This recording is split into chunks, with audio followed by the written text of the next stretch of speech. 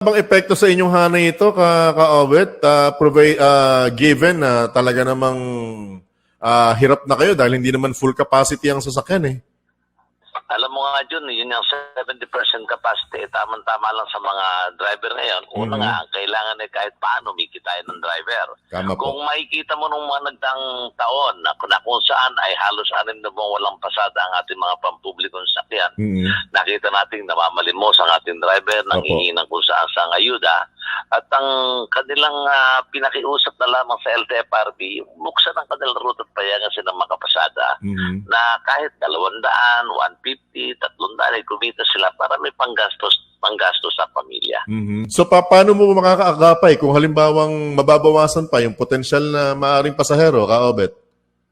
Well, sa akin namang pananaw at ako nga ay nagmomonitor sa akin ng mga grupo, wala namang masyadong apekto itong no rides, no vaccine ito sapagkat halos ganun din ang pasaheros na ang mga kasapihan ko rito sa Kalakhang, Maynila. Aha. Talaga? So hindi talaga halos nakaka-apekto?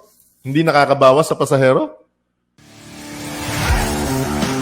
Balitaan at kumustahan. Talakayan sa mga nangyayari sa lipunan. Samahan natin si Johnny Bañez, ang inyong kapalitaktakan.